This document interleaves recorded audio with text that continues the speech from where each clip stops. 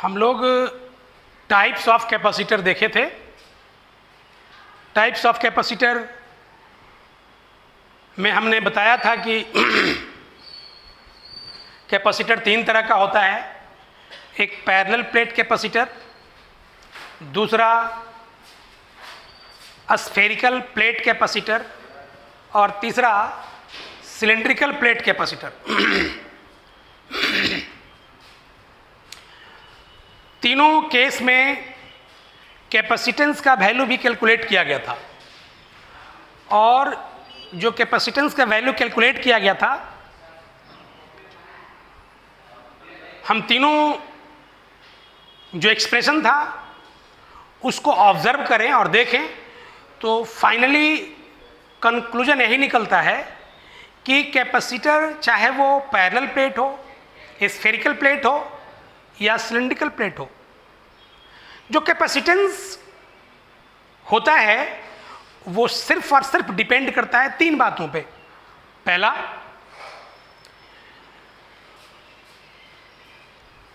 दो प्लेट के बीच जो सेपरेशन है उस पे।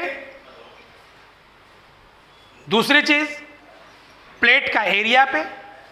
और तीसरा, उस प्लेट के बीच में कौन सा मीडियम है। यही तीन बात पे कैपेसिटेंस डिपेंड करता है। अभी हम देखेंगे कैपेसिटर की ग्रुपिंग ऑफ कैपेसिटर्स। ग्रुपिंग में फायदा क्या है, अगर किसी को, मेरे पास मान लेते हैं कि कैपेसिटर्स है लेकिन जितना वैल्यू का कैपेसिटर चाहिए वो नहीं है, तो बहुत सारे कैपेसिटर मेरे पास हैं, तो हम लोग ग्रुपिंग कर करके के उस डिजायर जो वैल्यू है उसको हम लोग बना सकते हैं उस कैपेसिटर को।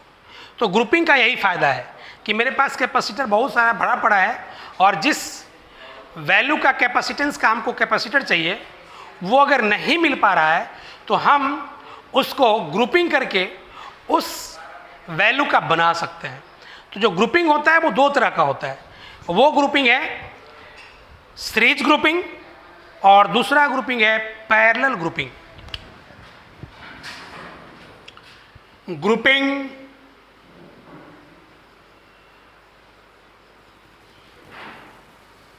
Of capacitor.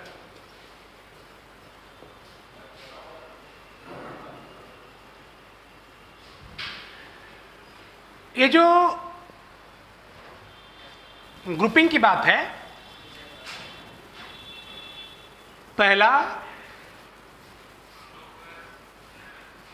Series grouping,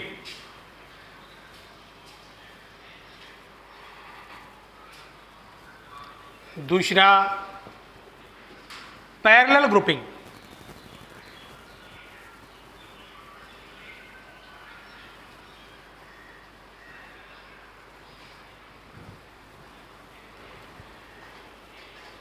grouping series में कब कहलाएगा, ग्रुपिंग पैरेलल में कब कहलाएगा, इसको हम डिफाइन कर ले।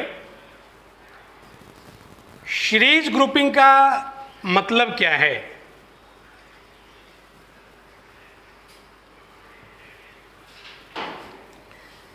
सीरीज ग्रुपिंग का मतलब है कि जो कैपेसिटर्स होता है वो सीरीज में कहलाएगा जब इच प्लेट पे जो चार्ज का अमाउंट होगा वो इक्वल होगा।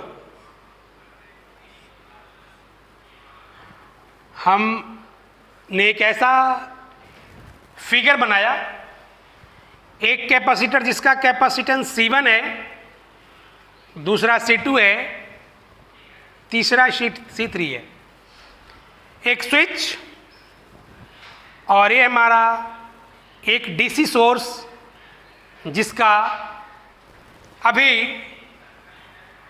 टर्मिनल पोटेंशियल डिफरेंस V है। अब आप देखिए कि जैसे ही इस स्विच को आप ऑन करोगे, स्विच को ऑन करने के बाद चूंकि ये डीसी सोर्स है, ये हाई पोटेंशियल पे है और ये लो पोटेंशियल पे है, घटना क्या घटेगी, एक्चुअल घटना कि इस प्लेट से होकर के जो नेगेटिव चार्ज होगा उसका फ्लो होगा और यहाँ पे आएगा। दूसरे शब्दों में कहें कि यहाँ से पॉजिटिव चार्ज का डिपोजिशन इस पे होगा, क्योंकि नेगेटिव चार्ज जब निकलेगा यहाँ से यहाँ जाएगा तो इस पे पॉजिटिविटी आएगा। तो लूज सेंस में आप सोच सकते हैं कि यहाँ से पॉजिटिव चार्ज निकल के और इस पे जमा हुआ, तो इस पे मान लिया कि क्यू चार्ज आया, इंडक्शन की वजह से इस पे माइनस क्यू आएगा। और चूंकि ये आइसोलेटेड प्लेट्स है दोनों, तो ये न्यूट्रल था, तो इस पे अगर माइनस क्यू चार्ज है तो इस पे हमारा प्लस क्यू चार्ज आएगा। देखिए चार्ज न्यूट्रल हो चुका, माइनस क्यू और plus Q zero.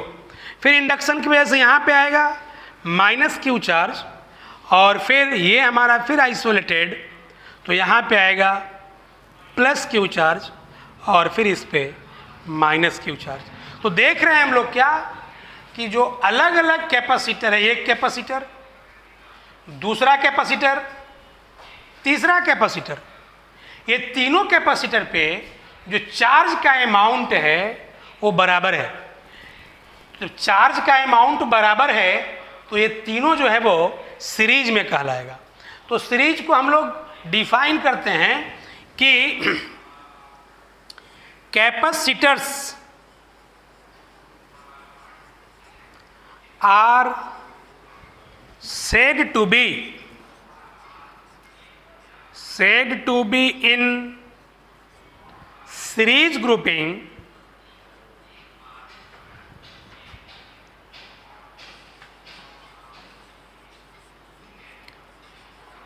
when charge on each capacitor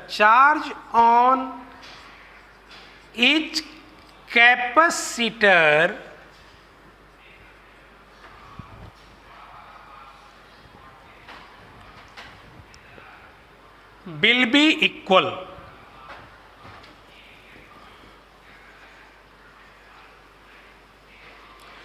जब ईच कैपेसिटर पे चार्ज जो होगा वो इक्वल होगा तो ये हमारा सीरीज ग्रुपिंग कहलाएगा।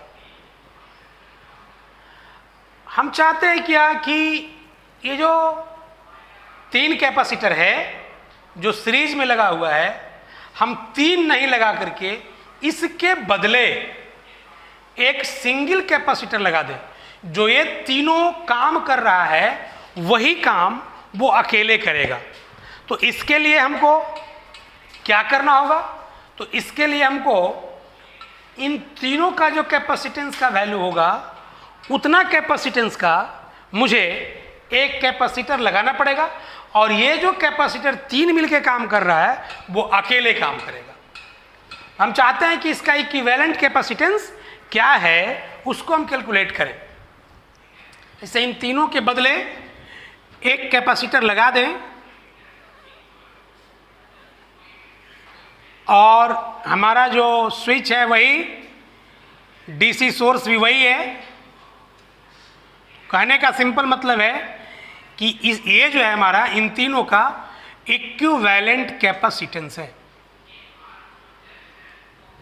एस स्क्रिप्ट का यूज किए हैं सीरीज के लिए। इस सीरीज में जो तीन कैपेसिटर है इसका इक्विवेलेंट जो मिलेगा उसको हम CS से रिप्रेजेंट करें। तो ये CS का वैल्यू क्या होगा हम लोग देखते हैं। Consider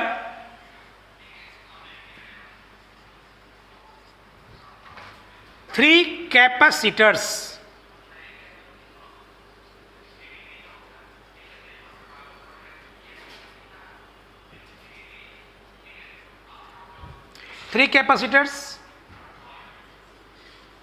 each of capacitances C1, C2 and C3 are connected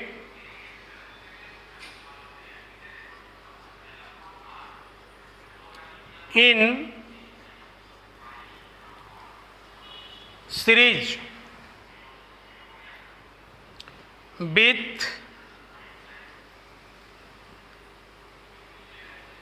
a DC source of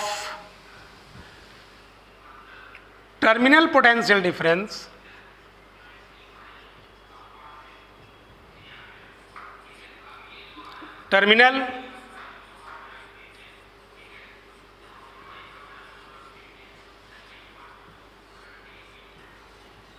potential difference V and a switch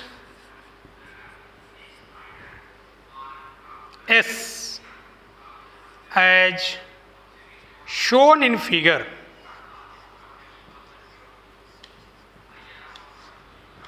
इसको V वोल्ट बोल दे, ज़्यादा अच्छा रहेगा.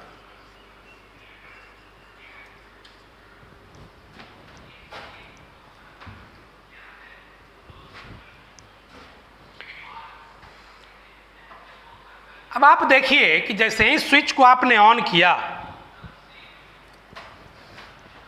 स्विच को ऑन करने के बाद चार्ज का फ्लो हुआ. व्हेन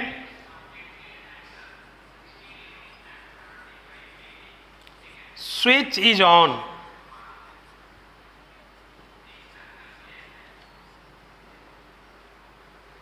जब स्विच को ऑन किया आप देख सकते हैं कि चार्ज सब पे बराबर है, लेकिन पोटेंशियल डिफरेंस इसके क्रॉस, पोटेंशियल डिफरेंस इसके क्रॉस और पोटेंशियल डिफरेंस इसके क्रॉस ये बराबर नहीं है. क्यों? क्योंकि इसके क्रॉस पीडी, इसके क्रॉस पीडी और इसके क्रॉस पीडी जोड़ देंगे तो ये जो हमारा सेल है, जो डीसी सोर्स है, उसके क्रॉस पीडी के बराबर होगा. कहने का मतलब है कि जो 3 कैपेसिटर है इस पे चार्ज बराबर है, लेकिन सबके क्रॉस पोटेंशियल डिफरेंस अलग अलग है. तो हम क्या करते हैं कि सबके क्रॉस पोटेंशियल डिफरेंस निकाल लें और निकाल कर करके और जोड़ दें और वो बराबर होगा इस सेल के पोटेंशियल डिफरेंस के. तो हम लोग लिखेंगे इसके क्रॉस जो पोटेंशियल डिफरेंस है इसको हम लोग अगर V1 मान लें, इसके क्रॉस जो पोटेंशियल डिफरेंस है इसको हम लोग V1 बोल दें, इसके क्रॉस जो पोटेंशियल डिफरेंस है इसको V2 बोल दें और जो इसके क्रॉस पोटेंशियल डिफरेंस है इसको हम लोग V3 बोल दें. तो V1 plus V2 plus V3 equal क्या हो जाएगा हमारा? V हो जाएगा. तो लिखेंगे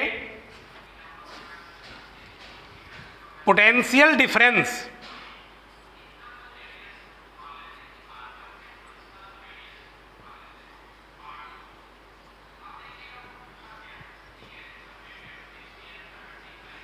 across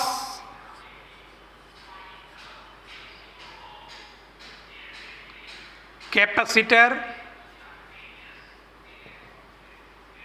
C1, ये V1 इक्वल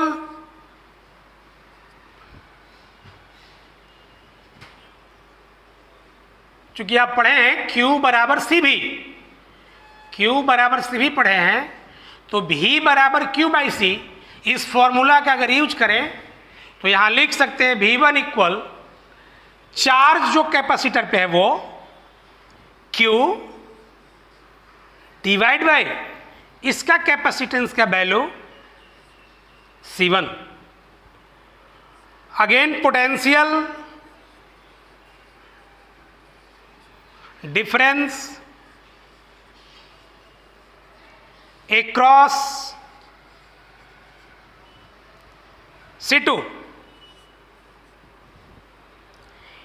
इसको हम लोग V2 बोल रहे हैं और V2 को हम लिख सकते हैं Q upon C1। Again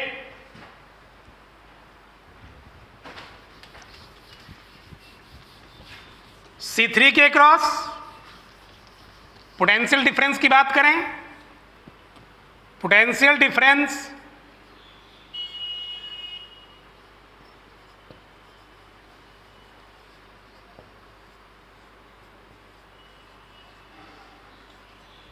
across C3, इसको हम लोग V3 बोल रहे थे और V3 का मतलब Q बाई C3। अब क्या करो, तीनों को जोड़ दो। Now V1 plus V2 plus V3 ये V के बराबर। V1 के बदले हम लोग जो आया है Q बाई C1 पुट करेंगे, V2 के बदले पुट करेंगे Q बाई C2 और V3 के बदले पुट करेंगे Q बाई C3 इक्वल। इन तीनों के बदले जो हमने लगाया है वो ये है और इसको आप लिख सकते हैं इस फिगर के बाद ये फिगर आप देखिए तो V इक्वल लिखाएगा चार्ज इस पे, और इन तीनों जो बैटरी चार्ज सप्लाई करेगा वही ना होगा भाई, तो चार्ज तो Q ही सप्लाई किया है, तो Q बाई CS। आप अगर इसको देखोगे तो Q यहाँ भी है, Q यहाँ भी है और Q यहाँ भी है। हम लोग Q को बाहर निकाल लेंगे, बचेगा 1 by C1 plus 1 by C2 plus 1 by C3 equal Q by CS। ये Q से Q कैंसिल होगा, ये 1 by C1 plus 1 by C2 plus 1 by C3 ये बराबर होगा 1 बाई CS का। इसका मतलब कि इस सिचुएशन में जो हमारा इक्विवेलेंट कैपेसिटेंस निकलेगा ये CS का वैल्यू इस तरीके से निकालना पड़ेगा, 1 by C1 plus 1 by C2 plus 1 by C3 equal 1 by CS, और सिंप्लीफाई करेंगे तो हमको CS का वैल्यू मिल जाएगा। हम यहाँ पे थोड़ा सा आगे बढ़ते हैं। मान लो कि 2 कैपेसिटर लगा है जिसका कैपेसिटेंसेस C1 और C2 है।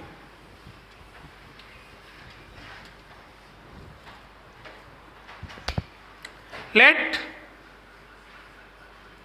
there are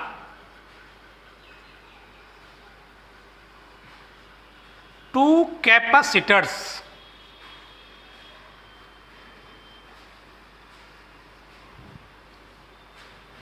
each of capacitance C1 and C2। इस केस में equivalent capacitance, then equivalent are connected in series, are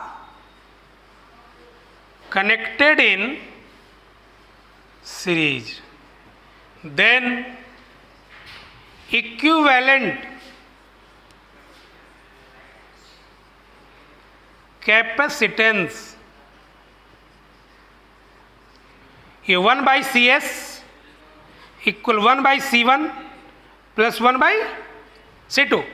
अगर आप इसको सिंप्लीफाई करोगे तो लिख सकते हैं 1/CS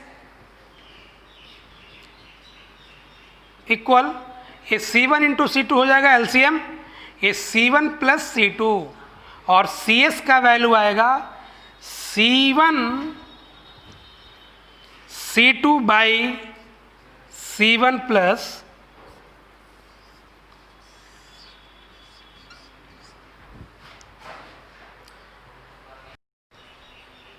मान लो कि n आइडेंटिकल कैपेसिटर्स है। Let there are n identical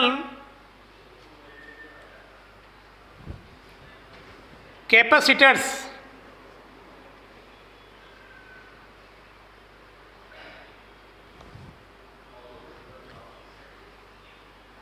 are connected in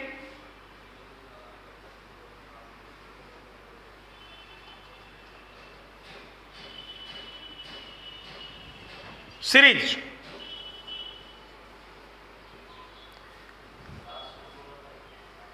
हम चाहते हैं कि इक्विवेलेंट कैपेसिटेंस क्या होगा, देन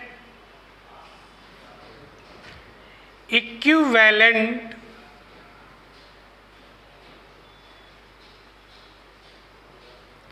कैपेसिटेंस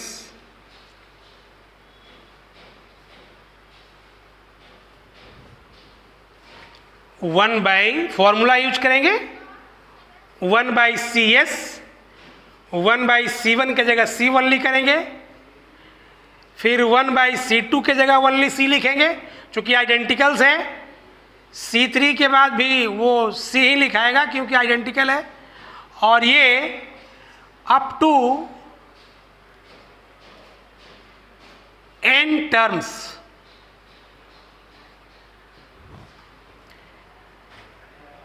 इसको आप लिख सकते हैं 1/CS इक्वल, इसको आप एलसीएम लोगे और इसको सिंप्लीफाई करोगे तो आएगा n/C, और इक्विवेलेंट कैपेसिटेंस जो आएगा वो C/N होगा।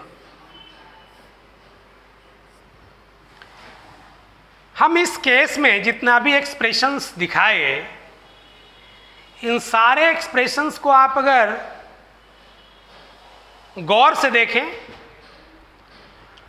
तो आप ये ऑब्जर्व करते हैं कि मुझे इस केस में जो इक्विवेलेंट कैपेसिटेंस मिलेगा वो जो स्मॉलेस्ट इंडिविजुअल है उससे भी छोटा मिलेगा, उससे भी क्या मिलेगा, छोटा मिलेगा। लिखेंगे in this case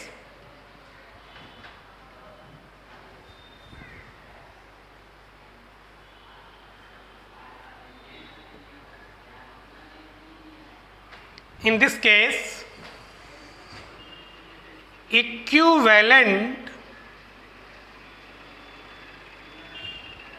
capacitance will be less than the smallest individuals।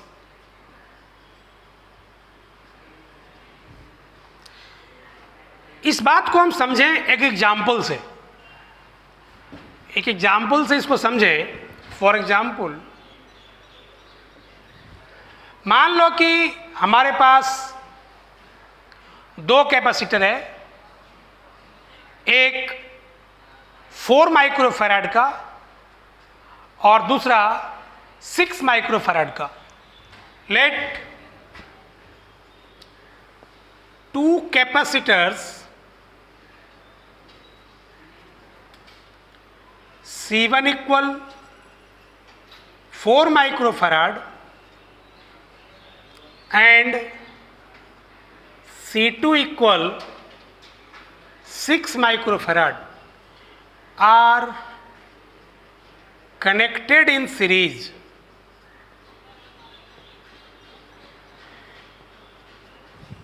इसको सीरीज में कनेक्ट किया गया तो इक्विवेलेंट कैपेसिटेंस क्या होगा? इक्विवेलेंट कैपेसिटेंस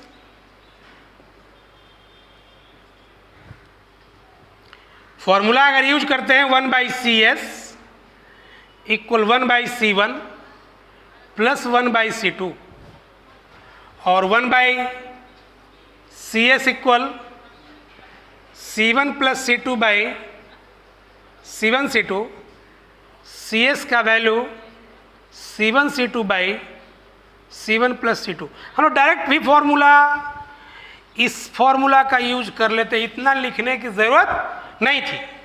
हम डायरेक्ट इस फॉर्मूला का यूज करके और इक्विवेलेंट निकाल सकते। अब देखो पुट कर दो वैल्यू, तो 4 मल्टीप्लाई 6/4 प्लस 6, ये आपको मिलेगा CS 4 6 जा 24/10। ये CS मुझे आ गया 2.4 माइक्रोफराड। अब आप ये देख सकते हैं कि जो हमारा इंडिविजुअल कैपेसिटर्स था ये 4 माइक्रोफराड का था और ये 6 माइक्रोफराड का था, लेकिन दोनों के बदले हम सोचे कि लगाते हैं तो इसका मतलब कि दोनों का इक्विवेलेंट निकाले तो मुझे कितना मिला? 2.4 माइक्रोफराड का। तो स्मॉलेस्ट इंडिविजुअल ये दोनों में ये छोटा और जो मुझे मिला वो इससे भी छोटा मिला। इसी बात को मैं यहाँ पे लिखा था कि in this case equivalent capacitance will be less than the smallest individual. हम आगे देखेंगे, इस पे क्वेश्चंस भी बनाना है, बहुत सारा क्वेश्चंस बनता है आपको CBSE, बिहार बोर्ड, ICSE या फिर जो कॉम्पिटिटिव एग्जाम्स है उस पे भी इससे संबंधित सवाल पूछता है। तो हम क्वेश्चंस को करवाएंगे, आगे करवाएंगे। हम लोग आगे देखते हैं पैरेलल ग्रुपिंग।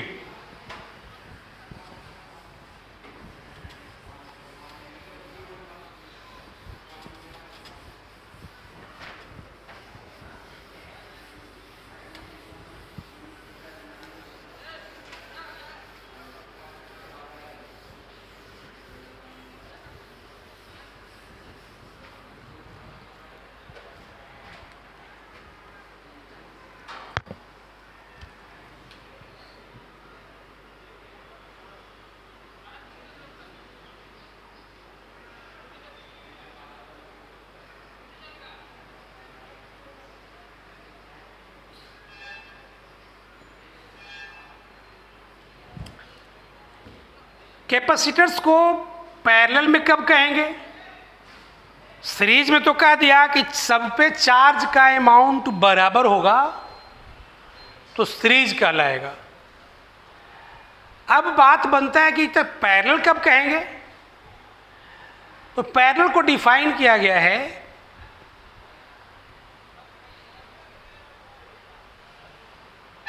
ईच कैपेसिटर के अक्रॉस पोटेंशियल डिफरेंस का वैल्यू बराबर होगा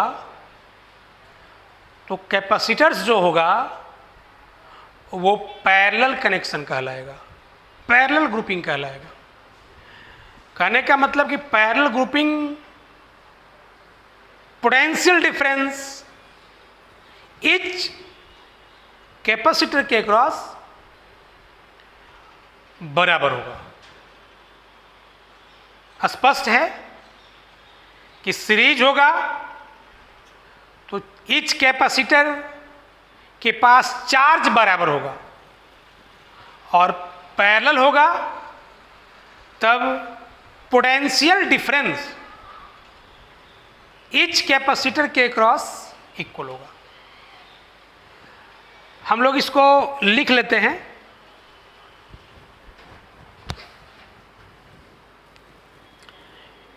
capacitors are said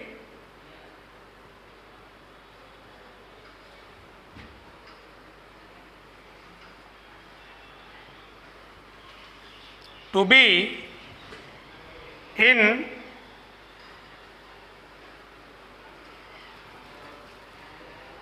parallel grouping. Capacitors are said to be in parallel grouping when potential difference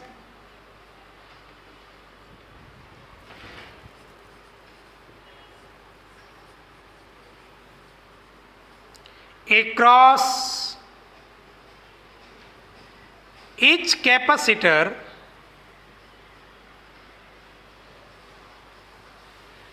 will be equal। मान लो कि 3 कैपेसिटर है। एक कैपेसिटर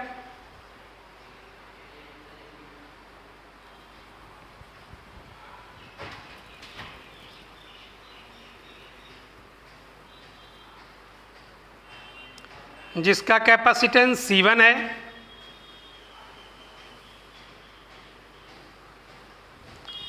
दूसरा कैपेसिटर जिसका कैपेसिटेंस C2 है,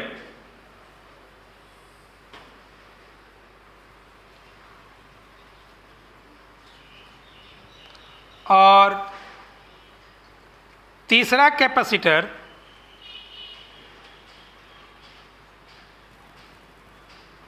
जिसका कैपेसिटेंस C3 है।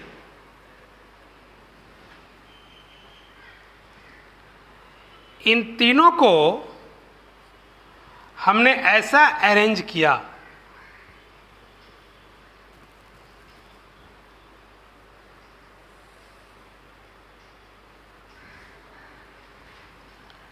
और ये जो अरेंजमेंट है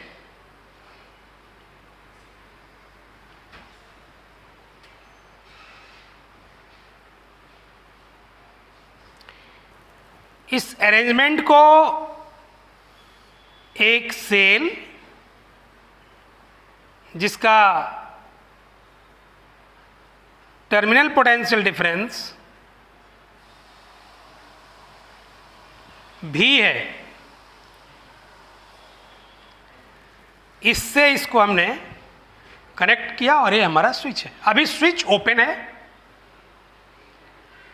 कोई घटना नहीं घटेगी, लेकिन जैसे ही आप स्विच को ऑन करोगे, जब स्विच को ऑन करोगे घटना क्या घटेगी? चार्ज का फ्लो होगा।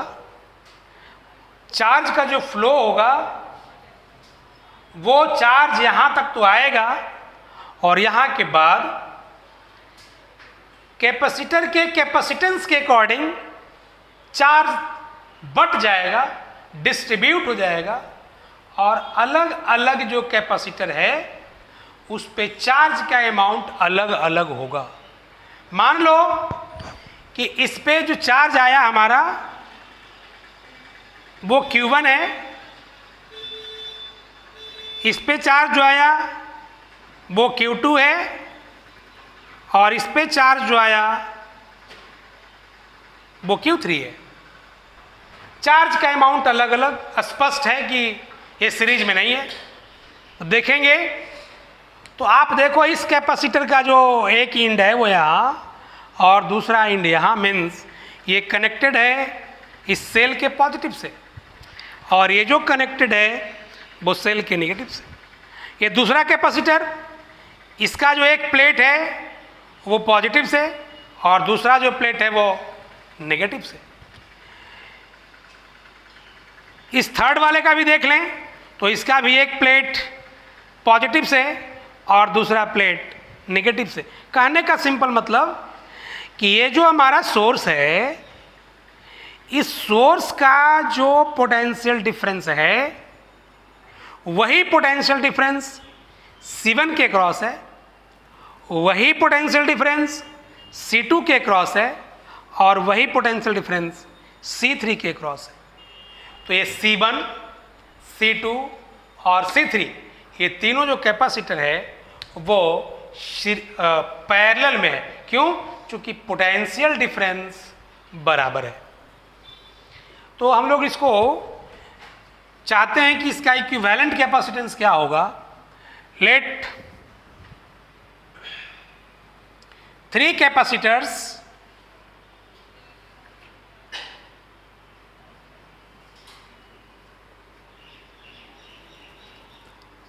each of capacitances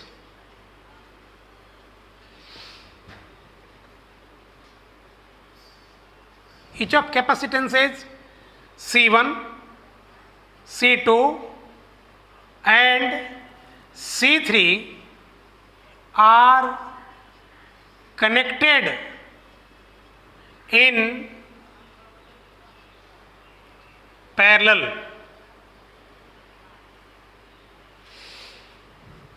as shown in figure।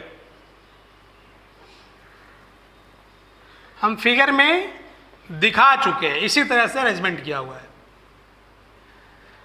अब देखो भाई, जो चार्ज ये बैटरी सप्लाई करेगा, मान लो कि इसने Q चार्ज सप्लाई किया, ये Q 3 पार्ट में डिवाइड किया, Q1, Q2 and Q3।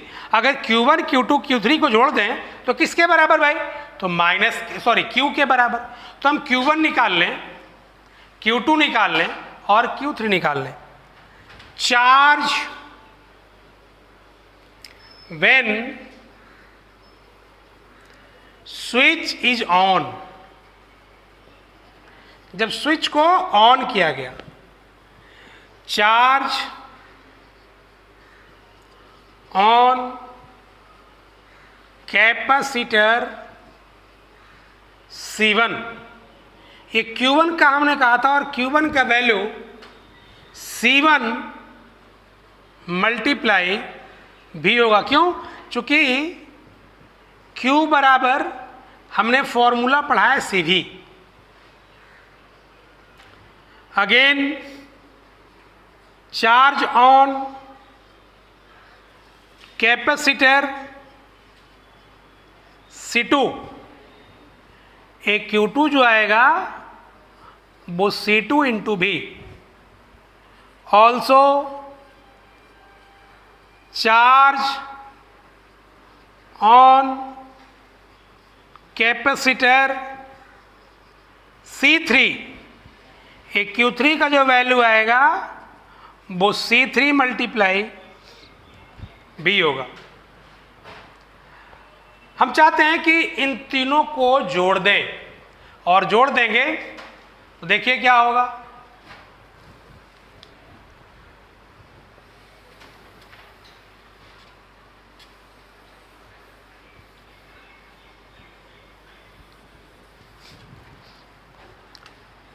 Q1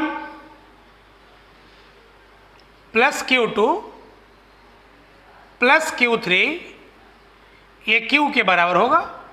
Q1 का वैल्यू जो निकाला हुआ है उसको पुट करेंगे C1 मल्टीप्लाई B, Q2 का value C2 multiply B, Q3 का value C3 multiply B equal हम लोग Q बोल सकते हैं। ये भी इसमें और इसमें कॉमन है, हम बाहर निकाल लेते हैं। C1 plus C2 plus C3 equal Q, और C1 plus C2 plus C3 equal Q by V। Q by V का मतलब इन तीनों के बदले जो एक आप कैपेसिटर लगाओगे जिसका कैपेसिटेंस Cp से रिप्रेजेंट कर दें, चार्ज तो यही Q होगा, इस सारा अरेंजमेंट यही होगा और इसके बदले एक से काम चलाना है, तो ये Q चार्ज। और तब इसको देख के आप लिख सकते हैं Q/V का मतलब आप Cp लिख सकते हैं, means C1 + C2 + C3 = Cp। Means equivalent capacitance जो होगा इस केस में वो C1 + C2 + C3 होगा। आप अगर इसको देखिए तो ये स्पष्ट लगता है कि जो इक्विवेलेंट कैपेसिटेंस मिलेगा वो इन तीनों में जो सबसे बड़ा होगा उससे भी बड़ा मिलेगा। इसको हम देख लेंगे एक एग्जाम्पल दे करके। अभी हम एक बात कहते हैं कि मान लो कि n आइडेंटिकल कैपेसिटर से, ये सब जो कैपेसिटर है वो आइडेंटिकल है। आइडेंटिकल का मतलब कि सबका जो कैपेसिटेंस का वैल्यू बराबर है। Let there are n identical capacitors, each of capacitance C are connected in parallel.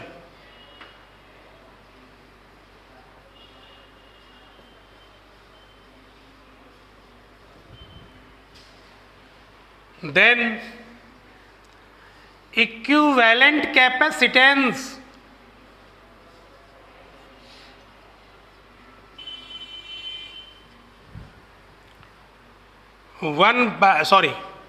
Cp = C+C+C कहाँ तक? Up to n terms. अगर आप लिखेंगे इसको तो ये वैल्यू आ जाएगा Nc।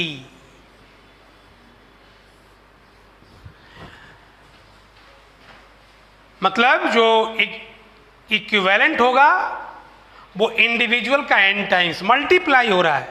तो ऐसे भी आप कह सकते हैं कि जो इक्विवेलेंट कैपेसिटेंस होगा वो जो स्मॉलेस्ट ग्रेटेस्ट होगा उससे ही बड़ा होगा। लिखेंगे in this case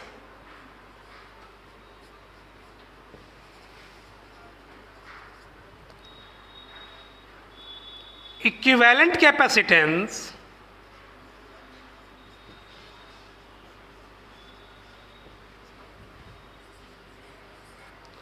will be greater than